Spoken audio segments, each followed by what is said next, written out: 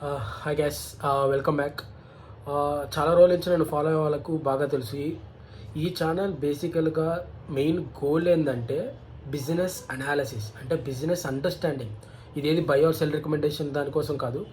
Just మీరు ఒక company తీసుకుంటే, అరే అసలు ఈ కంపెనీ ఏం చేస్తుంది, దీనికి రెవెన్యూ ఎలా జనరేట్ అయ్యింది, ప్యాడ్ ఎలా జనరేట్ అయ్యింది, దీనికి పీర్స్ యొక్క ఈ బిజినెస్లో మార్జిన్స్ ఎంత ఉంటాయి, వీళ్ళు నిజంగానే ఆ బిజినెస్ మార్జిన్స్ లాగా వెళ్తున్నారా లేదా, ప్లస్ వీళ్ళు ఫ్యూచర్లో ఎలా గ్రో అవ్వగలరు, ఇవన్నీ తెలుసుకోవడానికి జస్ట్ మనకు బిజినెస్ అండర్స్టాండింగ్కి. And one more thing I have చూసింది ఏంటంటే, అందరూ చార్ట్స్ పెట్టచ్చు కదా, అది పెట్టచ్చు కదా, ఇది పెట్టచ్చు కదా అంటారు. బట్ ఒక ఎగ్జాంపుల్ ఇస్తాను. మనం చిన్నప్పుడు ఎన్నోసార్లు చూసింటాము, ఏదైనా షాప్ బాగా జరుగుతాయి, ఫ్రెండ్స్తో సరదాగా ఇలా డిస్కస్ చేసుకునేటోళ్ళం. మరే వాళ్ళకి రోజుకి ఇంత రెవెన్యూ జరుగుద్ది, అంటే రోజుకి ఇంత సేల్స్ జరుగుద్ది, మంత్కి ఇంత, ఇయర్కి ఇంత, వాళ్ళు ఇంతకుముందు ఇంత చేసేవాళ్ళు ఇప్పుడు ఇలా చేస్తున్నారు. అప్పుడు మైండ్ క్యాలిక్యులేషన్స్, జస్ట్ అప్పుడేం మనం ఎక్సెల్ పట్టుకోలేదు, స్టాటిస్టిక్స్ చూసుకోలేదు, గ్రాఫులు చూసుకోలేదు, ఏం చూసుకోలేదు. జస్ట్ ఒక బిజినెస్ అండర్స్టాండ్ చేసుకోవడానికి మనకి ఇండస్ట్రీ ఇలా నేర్పింది. అరే నీకు చార్ట్ ఉంటేనే బిజినెస్ అండర్స్టాండ్ చేసుకోగలవు, ఎక్సెల్ ఉంటేనే. ఇదేం లేదు.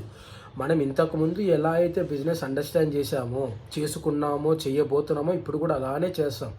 జస్ట్ ఇదొక బ్రెయిన్ వర్క్ అంతే. దీనికి చార్ట్స్, ఎక్సెల్స్ ఎన్ని అవసరం లేదు, జస్ట్ వేస్ట్ ఆఫ్ టైం.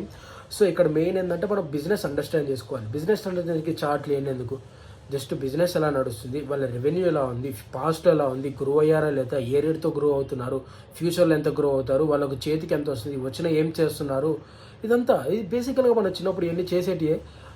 పెద్దగా మనం ఏం కొత్తగా ఏం చేయట్లేదు. ఇప్పుడు జస్ట్ వేరే, ఇప్పుడు ఇంతకుముందు చిన్న చిన్న బిజినెస్లు ట్రాక్ చేసేటోళ్ళం, ఇప్పుడు పెద్ద బిజినెస్లు ట్రాక్ చేస్తున్నాం. అంతకు మించి పెద్ద ఏం లేదు. దీనికి మనకి చార్ట్లు, ఎక్సెల్ ఏమన్నా అసలు అన్నెసెసరీ. జస్ట్ మనం అండర్స్టాండ్ చేసుకుంటే మనకు దానికి అదే మ్యాప్ చేసేసుకొని నెంబర్ గ్రో అవుతుందో తెలిసిపోద్ది. సో ఈరోజు మనము ఎస్జీ మార్ట్ గురించి మాట్లాడుకుందాం. SG mart is very simple business. And one more thing, stock మార్కెట్లో ఏం చేస్తారంటే కాంప్లెక్స్ బిజినెసెస్ మనీ చేస్తాయి, సింపుల్ బిజినెసెస్ మనీ చేయమంటారు. ఇది ఒక మిత్ మాత్రమే. Simple businesses makes lot of money for investors. అలాంటి ఒక కంపెనీ ఎస్జీ మార్ట్. సో బేసికల్గా ఓవర్ చెప్పేస్తాను. చాలా simple business trading, steel trading business. మన ఊర్లలో మనం చూసుంటాము, చాలా ట్రేడింగ్ కంపెనీస్ ఉంటాయి. బట్ వాళ్ళు ఏం చేస్తారంటే ఐరన్, స్టీల్, ప్లాస్టిక్, పెయింట్స్ ఇవన్నీ ట్రేడ్ చేస్తారు. బట్ వీళ్ళు ఓన్లీ స్టీల్ ట్రేడింగ్. బట్ మనకు డైరెక్ట్ కస్టమర్స్ కాదు, డైరెక్ట్ స్టీల్ కంపెనీస్ దగ్గర నుంచి కొనుక్కొని డిస్ట్రిబ్యూటర్స్కి ఇస్తారు, లేకపోతే చిన్న చిన్న కంపెనీస్కి ఇస్తారు. అంతేగాని డైరెక్ట్ B2C కాదు. 60% of the revenue comes from B2Bఏ. సో ఇది మెయిన్ స్టీల్ ట్రేడింగ్. అంటే మీరు అర్థం చేసుకోవాల్సింది ఏంటంటే, స్టీల్ ట్రేడింగ్ అంటే ఫస్ట్ వీళ్ళకుండా ఒకే ఒక రిస్క్ ఏంటంటే స్టీల్ ప్రైస్ ఫ్లక్చుయేషన్స్. ఇది వాళ్ళకు బిగ్గెస్ట్ రిస్క్. అది తప్ప ఇంకే బిజినెస్ రిస్క్ లేదు. సో బిజినెస్ చెప్పినట్టు వీళ్ళకి మొత్తం 3 రెవెన్యూ స్ట్రీమ్స్ ఉంటాయి. ఒకటి B2B, B2C and service centre. B2B అంటే ఏం లేదు, డైరెక్ట్ స్టీల్ కంపెనీస్ స్టీల్ కొని చిన్న చిన్న MSME కంపెనీస్కి, స్మాల్ అండ్ మైక్రో కంపెనీస్కి వాళ్ళు ఇచ్చేస్తారు. డైరెక్ట్ రా స్టీల్ని కొనేసి రా స్టీల్ అమ్మేస్తారు. సో ట్రేడింగ్ కంపెనీ వీళ్ళకు వాల్యూమ్ బేస్డ్ గేమ్, అంతేగాని మార్జిన్స్ ఏముంటావు. మార్జిన్స్ మహా అంటే 2% ఉంటుంది. బట్ ద వాల్యూమ్ ఎంత బాగా చేస్తున్నారు, ఎంత చర్న్ రేట్ చేస్తున్నారు. చర్న్ రేట్ అంటే ఇప్పుడు లెట్స్ నేను ఒక 100 కేజీలు కొన్నానబ్బా, ఆ 100 కేజీలు ఎన్ని రోజులు అమ్మగలిగితే నా క్యాపిటల్ ఫ్రీ అయ్యి మళ్ళీ ఇంకొకసారి నెక్స్ట్ రౌండ్ వెళ్ళి మళ్ళీ 100 కేజీలు తెచ్చి మళ్ళీ అమ్ముతాను. సో ఇది చర్న్ రేట్. ఈ చర్న్ రేట్ చాలా ఎంత ఉంది, ఇవన్నీ చూడాలి. ట్రేడింగ్ కంపెనీకి ఫస్ట్ వాల్యూమ్ గ్రోత్ ఉందా లేదా, వాల్యూ గ్రోత్ కన్నా ఫస్ట్ మనం వాల్యూమ్ గ్రోత్ చూసుకోవాలి. వాల్యూమ్ గ్రోత్ చూసుకున్న తర్వాత వాళ్ళ ఇన్వెంటరీ డేస్ ఎంత ఉన్నాయి, వాళ్ళ ROC, మెయిన్ వాల్యూమ్ బేస్డ్ గేమ్స్కి ROC ఎంత ఉంది, ఇది మెయిన్ ఇంపార్టెంట్. ఇవి మనం చూద్దాం. So like I said 3 revenue streams, B2B, B2C, service centres. B2B స్టీల్ని తెచ్చి స్టీల్ అమ్మేస్తారు. So margins 2%. B2C అంటే మనకు TMD రాడ్స్ ఉంటాయి, కన్స్ట్రక్షన్లో యూజ్ చేస్తారు. కన్స్ట్రక్షన్లో యూజ్ చేసే ప్రతి ఒక్క స్టీల్ మెటీరియల్ వీళ్ళు అమ్ముతారు. Like rods, pellets, channels, welding rods ఇవన్నీ అమ్ముతారు. అండ్ సర్వీస్ సెంటర్ ఏంటంటే లెట్సే నీకు ఒక బల్క్గా ఏదో ఒక స్టీల్ ప్రాసెస్డ్ స్టీల్ కావాలి. బట్ మనకు ఎక్కడ ఈ మామ్ అండ్ షాప్స్ తప్ప, చిన్న చిన్న షాప్స్తో పెద్ద పెద్ద పాన్ ఇండియా సప్లయర్స్ ఎవరు లేరు. సో నువ్వేంటంటే డిఫరెంట్ వెండర్స్ దగ్గరికి వెళ్ళి, ఓకే నా బ్లూ ప్రింట్ ఇది, నాకు నువ్వు ఇలా మ్యానుఫ్యాక్చర్ చేసేయగలవా లేదా, నాకు ఈ పాన్ ఇండియాలో దీని అవసరం ఉంది అంటే నువ్వు ప్రతి ఒక్క ఊర్లో ప్రతి ఒక్క దగ్గరికి వెళ్ళి అరే ఇది నువ్వు క్వాలిటీ చెక్ చాలా డిఫరెంట్ వెండర్స్తో ఉండాలి. ఒక్కొక్క వెండర్ ఒక్కొక్కలాగా తయారు చేస్తారు. సో వీళ్ళు ఏం చేస్తున్నారంటే పాన్ ఇండియా సర్వీస్ సెంటర్లు పెట్టాలని ట్రై చేస్తున్నారు. అంటే వీళ్ళు ఆల్రెడీ రా స్టీల్ని ప్రొక్యూర్ చేస్తున్నారు, ఇది స్టీల్ కంపెనీస్ దగ్గర నుంచి, అది ప్లస్. సో వీళ్ళు ఏం చేయాలి, ఆ స్టీల్ని సెమీ ప్రాసెస్లో ఆ ప్రాసెస్డ్ కన్వర్ట్ చేసి ఈ సర్వీస్ సెంటర్లో అంటే క్లయింట్కు నచ్చినట్టు వీళ్ళు దాన్ని ఫినిష్డ్ గుడ్స్ లాగా తయారు చేసి అమ్ముతారు. సో వీళ్ళు ఫినిష్డ్ గుడ్గా తయారు చేస్తారు కాబట్టి ఒక మార్జిన్ ఎక్కువ ఉంటుంది. అంటే కొంచెం ఎఫర్ట్ పెడితే మార్జిన్ ఆటోమేటిక్గా పెరుగుతుంది. ట్రేడింగ్లో వీళ్ళు ఎఫర్ట్ ఏం లేదు, తేడం అమ్మడం, B2Cలో కూడా తేడం అమ్మడం. బట్ ఈ సర్వీస్ సెంటర్లో ఏంటంటే వీళ్ళకు తెచ్చి కొంచెం వర్క్ చేసి ఆ వర్క్ చేసిన దాని మీద అమ్ముతున్నారు కాబట్టి కొంచెం 4 to 5% మార్జిన్ ఉండొచ్చు. ఇది మెయిన్ 3 బిజినెసెస్. ప్రస్తుతానికైతే సర్వీస్ సెంటర్ చాలా చిన్నది, ఓన్లీ 2 సర్వీస్ సెంటర్స్ ఉన్నాయి. నెక్స్ట్ మంత్లో ఇంకొక సర్వీస్ సెంటర్ ఓపెన్ చేస్తారు. సో ఈ ఇయర్కి మొత్తానికి 3 సర్వీస్ సెంటర్స్. ప్రస్తుతానికి బాగానే ఉంది రెవెన్యూ. అందుకే మార్జిన్స్ 2% ఆడ్ ఉంటుంది. సర్వీస్ సెంటర్ చిన్నది కాబట్టి 2%. వీళ్ళ టార్గెట్ మాత్రం 3 అక్రాస్ వర్టికల్స్ కలిపి 2 to 2.5 మార్జిన్ వీళ్ళ టార్గెట్ కూడా అంతే. వీళ్ళ మెయిన్ ఫోకస్ వాల్యూమ్ బేస్డ్. ఎన్నిసార్లు మేము చర్న్ చేయగలుగుతున్నాం, ఎంత వాల్యూమ్ మేము ఇంక్రీజ్ చేయగలుగుతాం, అదే మెయిన్ ఫోకస్ వీళ్ళ మీద. సో వీళ్ళు ఇంకొక బిజినెస్ కూడా స్టార్ట్ చేశారు. అంటే B2Cలోనే ఏం చేస్తున్నారంటే ఎవరియో ప్రోడక్ట్స్ కొని అమ్మడం కన్నా వైట్ లేబుల్ ప్రోడక్ట్స్ అమ్ముతారు. అంటే ఎట్లా అంటే ఇప్పుడు అమెజాన్ బేసిక్స్ మీరు చూసింటారు, వాళ్ళే మ్యానుఫ్యాక్చర్ చేయరు. బట్ మ్యానుఫ్యాక్చర్ దగ్గర పోయి చెప్తారు, మా కోసం మీరు మ్యానుఫ్యాక్చర్ చేయండి, మా బ్రాండ్ వేసుకొని మేము అమ్ముకుంటామని. దీన్నే వైట్ లేబులింగ్ అంటారు. అంటే వీళ్ళకు సపరేట్గా మ్యానుఫ్యాక్చరింగ్ యూనిట్ ఉండదు, ఏమి ఉండదు. జస్ట్ వెళ్ళి ఒక కాంట్రాక్ట్ బేస్డ్ మ్యానుఫ్యాక్చర్ దగ్గరికి వెళ్ళి మాకు ఇది కావాలి, వీళ్ళు ఒక మనిషిని పెడతారు క్వాలిటీ చెక్కి పెట్టుకొని. వైట్ లేబుల్ అంటే వీళ్ళ ప్రోడక్ట్ పేరు వేసేసుకొని అమ్మేసుకుంటారు. అట్లనే వీళ్ళు కూడా రాడ్స్, ఛానల్స్, పెల్లెట్స్, ఇవన్నీ స్ట్రక్చర్స్, యాంగిల్స్ ఇవన్నీ వైట్ లేబుల్ ప్రొడక్ట్స్ కింద అమ్ముదామని ట్రై చేస్తున్నారు. అది కూడా 2-3 క్వార్టర్స్లో స్కేలప్ అయిపోద్ది. 2-3 మంత్స్లో స్కేలప్ అయిపోద్ది. So which is well and good. Plus వీళ్ళు సర్వీస్ సెంటర్లో ఈ మధ్య మనం చూస్తే సోలార్ బస్ చాలా బాగుంది. సోలార్లో మనకి గ్రౌండ్ మౌంటెడ్ సోలార్ ప్యానల్స్కి ఈ స్టీల్ రాడ్స్ కావాలి కదా. సో వీళ్ళు ఏం చేస్తున్నారంటే అప్కమింగ్ క్వార్టర్లో ఈ సోలార్ ఇండస్ట్రీకి సపోర్ట్ ఇండస్ట్రీ లాగా ఈ సర్వీస్ సెంటర్లో ఈ సోలార్ గ్రౌండ్ మౌంటెడ్ రాడ్స్ని తయారు చేసి అమ్ముతారు. ప్లస్ ఈ మధ్య ప్రీ ఇంజనీర్డ్ బిల్డింగ్స్ అని స్టీల్తో ముందే ప్రీ ఇంజనీరింగ్ ప్రోడక్ట్స్ వచ్చేస్తున్నాయి బిల్డింగ్ కోసం. సో అవి కూడా తయారు చేస్తారు. సో ఇది మెయిన్ బేసికల్గా B2B, B2C సర్వీస్ సెంటర్స్. ఇవి వీళ్ళ మెయిన్ బిజినెస్, వీళ్ళ మార్జిన్స్.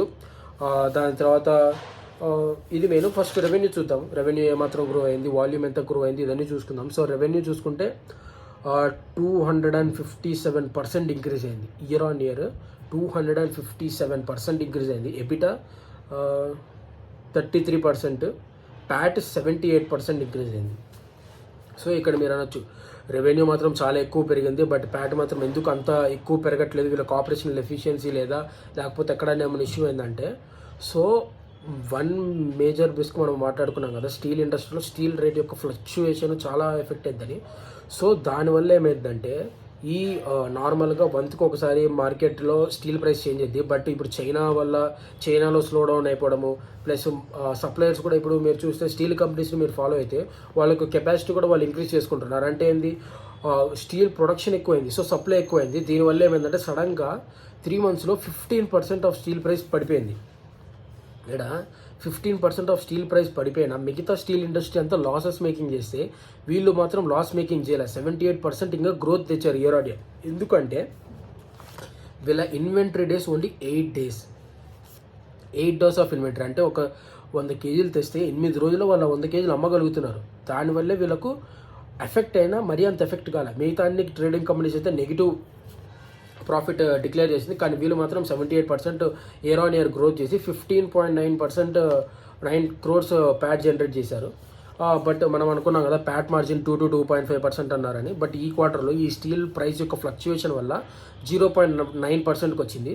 సో ఇది కంపెనీ ఏమంటుందంటే ఇది just once in A decadal. ఇంతకుముందు ఓన్లీ 2008, 2019లో చూసాము, 2009లో చూసాము. ఇది ఒకేసారి 15% 1 quarterలో పడడం ఇది ఎప్పటికీ జరగదు. బట్ ఎంత జరిగినా మా ఇన్వెంటరీ డేస్ 8 రోజు కాబట్టి మాకు కొంచెం ఎఫెక్ట్ అయింది. ఫ్యూచర్లో ఒకవేళ ఇలా జరగదు, ఒకవేళ జరిగినా ఇండస్ట్రీలో బెస్ట్ ఇన్వెంటరీ డేస్ మావి 8 days. ఇంతకన్నా తక్కువ ఎవరు లేరు. మాకు తెలిసి సెకండ్ కాంపిటర్ 30 days 40 days ఉంటారు, బట్ మేము మాత్రం 8 daysలోనే ఇన్వెంటరీ చర్న్ చేయగలుగుతున్నాము అని చెప్తారు. బట్ మనం ఏమనుకున్నాం, volume based games, churn based గేమ్స్లో ROC చూడాలి కదా, వీళ్ళు ROC 78%. సో మీరు అర్థం చేసుకోండి ఎంత బెటర్ రిటర్న్స్ జనరేట్ చేయగలుగుతున్నారో వీళ్ళు. సో ఇది మెయిన్. ప్లస్ వాల్యూమ్ కూడా చూడాలనుకుంటున్నాం కదా.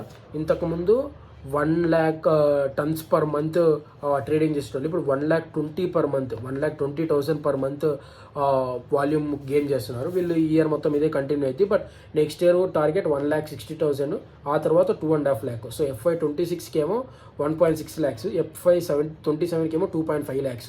ఇది మెయిన్. వీళ్ళ వాల్యూమ్ గ్రోత్ ఉంది, గైడెన్స్ బాగుంది. ప్లస్ ఈ steel price once in a decadal కాబట్టి ఫ్యూచర్లో ఇలా జరగదు కాబట్టి వీళ్ళు 2 to 2.5% మార్జిన్ ఎక్స్పెక్ట్ చేయొచ్చు. ప్లస్ సర్వీస్ సెంటర్లో next year 10 service centres add చేస్తామంటున్నారు. సో సర్వీస్ సెంటర్ యాడ్ చేయడం వల్ల వీళ్ళకు ప్యాట్ అనేది ఎక్కువ ఇంక్రీజ్ అవుతుంది, ఎందుకంటే కొంచెం మార్జిన్స్ ఎక్కువ ఉంటాయి కాబట్టి అది మెయిన్. గ్రోత్, ఈ 3 గ్రోత్. B2Bలో వీళ్ళు వాల్యూమ్ ఎక్కువ చేద్దాం అనుకుంటున్నారు, B2Cలో వైట్ లేబులింగ్ తయారు చేద్దాం అనుకుంటున్నారు.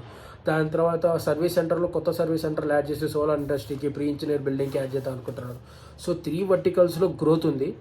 But like I said main risk ఏంటంటే స్టీల్ ఇండస్ట్రీ, స్టీల్ ప్రైస్ యొక్క రిస్క్. బట్ ఇప్పుడు అంతా స్టేబుల్ అయిపోయింది కాబట్టి అదేం లేదు. సో వీళ్ళు పర్ ఇయర్ 20 times చర్న్ చేస్తున్నారు ఆ ఇన్వెంటరీని. సో ఇది మెయిన్ బిజినెస్. వీళ్ళకి మనం వాచ్ చేయాలంటే ఏం చేయాలి, వాల్యూమ్ గ్రోత్ ఉందా లేదా. వాల్యూమ్ గ్రోత్ ఉంది, ప్లస్ సర్వీస్ సెంటర్లు ఎన్నో వస్తున్నాయి, ప్లస్ దాని తర్వాత వైట్ లేబింగ్ యొక్క సేల్స్ ఎంత ఉంది, ఇవన్నీ మనం చూసుకోవాలి. సో లైక్ గైడెడ్ వీళ్ళు మాత్రం 2 to 2.5%. సో ప్లస్ ఇప్పుడు మనం టార్గెట్ చూడాలి, అంటే ఇయర్కి గైడెన్స్ ఎంత. ఈ ఇయర్కి గైడెన్స్ 6,500 crores ఈ ఇయర్ గైడెన్స్. సో H1 అంటే Q1 Q2 కలిపితే 2,960 crores వీళ్ళు ఆల్రెడీ చేసేసారు. H2లో 3,540 చేయాలి, 3,540 చేయాలి. వీళ్ళు ఈజీగా చేసేస్తారు H1, ఎందుకంటే పెద్దది, ప్లస్ స్టీల్ ప్రైస్లు ఇంకా పెరుగుతాయి కానీ పడవు. సో స్టీల్ ప్రైస్ పెరగడం వల్ల రెవెన్యూ కూడా పెరుగుద్ది, ఎందుకంటే steel volume into steel price equal to revenue కదా. సో స్టీల్ ప్రైస్ పడితే నీకు రెవెన్యూ పడుతుంది, స్టీల్ ప్రైస్ పెరిగితే రెవెన్యూ పెరుగుద్ది. సో వీళ్ళు రెవెన్యూ గైడెన్స్ కూడా ఏం తగ్గలేదు, అట్లనే ఉంచారు. ప్లస్ వీళ్ళ టార్గెట్ ఏంటంటే by FY27 per month 2.5 lakh volume చేయాలి. Plus revenue target 17,000 to 18,000 crores. Year target only 6,500. But ఒక 2 ఏళ్ల తర్వాత టార్గెట్ 18,000, అంటే 3 times అవుతుంది. 2 yearsలో 3 times వీళ్ళ target. So which is very bullish. దాని తర్వాత వీళ్ళు అవుట్ సైడ్ ఇండియా కూడా సర్వీస్ సెంటర్లు పెట్టడానికి ట్రై చేస్తున్నారు, like Dubai and all. So చూస్తున్నారు నిదానంగా కొత్త వాళ్ళు దొరుకుతారా లేదా అని. సో వన్స్ పికప్ అయితే రెవెన్యూ కూడా ఇంకా బాగా ఇంక్రీజ్ అయ్యింది. ఇది వీళ్ళ మెయిన్ బిజినెస్. ప్లస్ దీని తర్వాత వీళ్ళు జింక్లో కూడా యాడ్ అవుతున్నారు. జింక్లో వీళ్ళు పెద్ద స్మాల్, బట్ ఏంటంటే వీళ్ళ కాంపిటీటర్స్ లేరు కాబట్టి ఇండియాస్ లార్జెస్ట్ జింక్ ట్రేడర్ వీళ్ళే. బట్ వీళ్ళేమంటున్నారంటే మేము నిదానంగా, మాకు స్టీల్ అయితే బాగా తెలుసు, ఎందుకంటే ఈ SG Mart అనేది APL అపోలో యొక్క సిస్టర్ కంపెనీ, అంటే ఒక సబ్సిడరీ కంపెనీ లాగా. APL అపోలో డెకేడ్స్ 3.5-4 decades నుంచి వీళ్ళు స్టీల్ మీద వర్క్ చేస్తున్నారు కాబట్టి వీళ్ళకి స్టీల్ మీద చాలా అవగాహన ఉంది. సో జింక్ కూడా అలానే చేద్దామని 2-3 quarters వర్క్ చేస్తారు. సో ఇది వీళ్ళ మెయిన్ బిజినెస్. ట్రాక్ చేయండి, స్టీల్ ప్రైజెస్ బాగా ట్రాక్ చేయండి, దీనివల్ల వీళ్ళకి చాలా ఎఫెక్ట్ అయింది. సో ఇది main business. Sharp price of steel decline అయింది కాబట్టి ఇప్పుడు మీరు మార్జిన్ చూడలేకపోతున్నారు. But going forward 2 to 2.5% of margins చూడాలి. ప్లస్ రెవెన్యూ గైడెన్స్ బాగుంది, ప్లస్ వాల్యూమ్ గ్రోత్ బాగుంది, సర్వీస్ సెంటర్లో గ్రోత్ కూడా బాగుంటుంది. ఇది